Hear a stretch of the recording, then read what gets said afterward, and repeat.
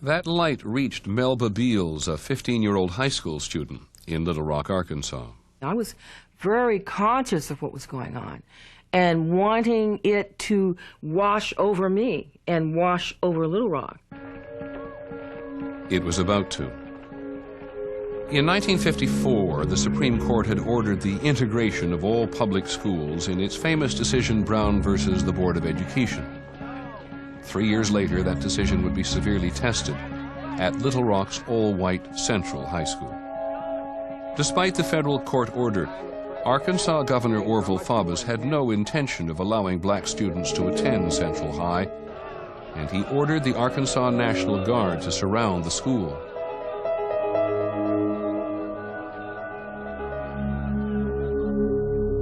On September the 3rd, Melba Beals and 8 other black students walked towards Central High. One, Elizabeth Eckford, became separated from her friends and was surrounded by a white mob that included Ann Thompson. There was just a lot of electricity in the air.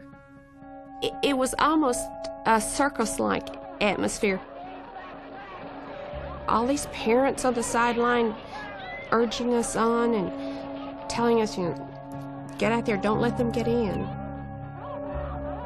There are mobs on her heels, like dogs, nipping at her. Policemen are watching this. Every time she tries to step between them, they close ranks on her. If Central High was to be integrated, it would have to be by order of the president. Eisenhower was at first reluctant to interfere. His record on civil rights was not a good one until 1957, in the crisis at Little Rock. And there, a fundamental question was dealt with. Do the states have the right to impose their own social order in defiance of federal court orders? Eisenhower answered it decisively, said, no, we have made a national commitment. We are going to desegregate this society. And if it takes the 101st Airborne to do it, so be it.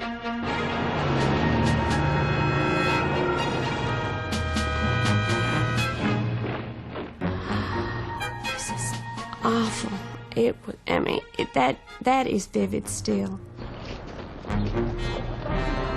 I could just see Little Rock just being in a state of siege by the troops,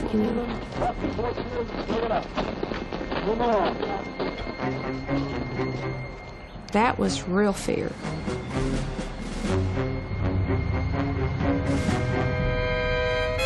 Three weeks after the Little Rock Nine were turned away from Central High, they returned, accompanied by troops of the 101st Airborne. We're all in an Army station wagon, machine gun mounts. It's a pretty heady day. It's not what everybody gets to go to school. You got 1,000 paratroopers, you got helicopters, Jeeps in front, Jeeps behind. And we stepped out of the Jeep into this square of soldiers who were serious.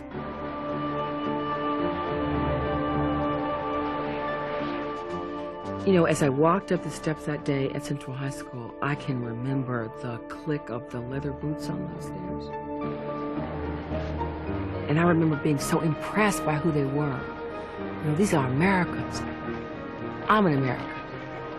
And so the first time I get the feeling that there is hope, that there is a reason I salute the flag, that this is what America is about.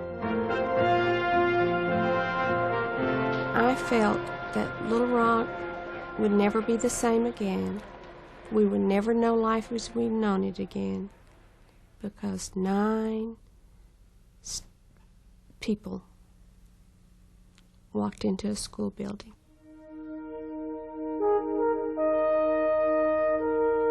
My teenage models had been the kids who danced on American Bandstand. And all of a sudden come the Little Rock Nine. And I can remember having the feeling that they've been tied and tested, and they've survived.